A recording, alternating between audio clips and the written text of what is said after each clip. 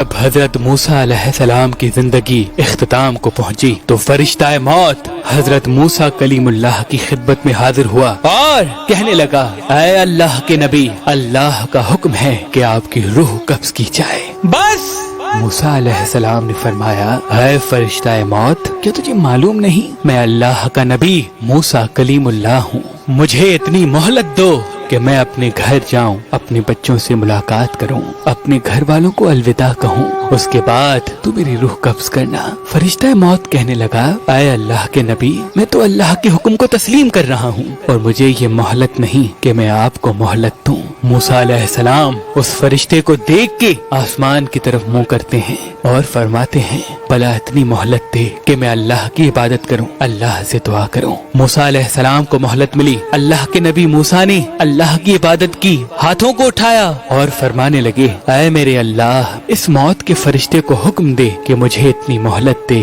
कि मैं अपने घर वालों से अलविदा कह दूं। बस मूसा अलैहिस्सलाम की दुआ अल्लाह ने कबूल फरमाई। अल्लाह के नबी मूसा अलैहिस्सलाम को मोहलत मिली। जैसे ही मूसा अलैहिस्सलाम अपने घर आए तो अपनी तमाम औलाद से अलविदा कहने लगे। कहते कहते अल्लाह के नबी मूसा अलैहिस्सलाम का एक बच्चा जो बहुत ही कमसिन था, मूसा अलैहिस्सलाम ने जैसे ही उसे देखा आपकी आंखें नम हो गईं और दिल ही दिल में सोचने लगे कि दूसरे मेरे बेटे तो बड़े हैं, वो अपनी जिंदगी गुजार लेंगे, लेकिन ये मेरा बच्चा इतना कमसिन है, इतना छोटा है, ये जिंदगी कैसे गुजारेगा। जैसे ही मूसा अलैहिस्सलाम का ये सोचना था, आवाज गैब आने लगी कि ऐ मूसा, अपनी लाठी तुम्हारे पास जो पत्थर रखा हुआ है उस पे दे मार। जैसे ही मूसा अलैहिस्सलाम ने लाठी मारी तो वो पत्थर टूट गया। उसके अंदर एक दूसरा पत्थर था। अल्लाह का हुक्म हुआ, ऐ मूसा, इस पत्थर को भी लाठी मार। जैसे ही मूसा अलैहिस्सलाम ने उस पत्थर को लाठी मारी तो वो पत्थर भी टूटा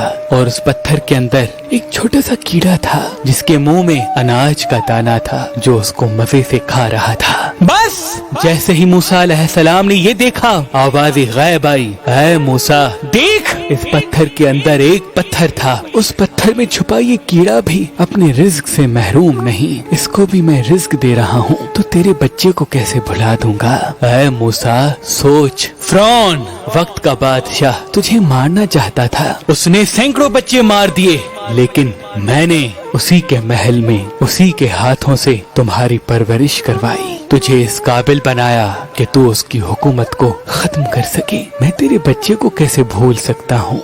याद रखना, इस कहकशां की हर खिलकत मेरी बनाई हुई है और मैं अपनी खिलकत से 70 माओं से ज्यादा प्यार करता हूँ। मैं तुम्हारे बच्चे को कैसे भूल सकता हूँ। अल्लाह के रसूल ने फरमाया कि जब भी इस दुनिया में खुद को अकेला महसूस करो तो ये यकीन रखना कि उस वक्त तुम अकेले नहीं बल्कि मखलूक से अलग होके मखलूक के खालिक के करीब हो, अपने अल्लाह के करीब हो। और जो इंसान अल्लाह के करीब हो जाए, जिसका सहारा अल्लाह बन जाए, वो हर मंजिल पा लेता है और ये दुनिया खुद ब खुद उसके सामने झुकने लगती है, खुद ब खुद।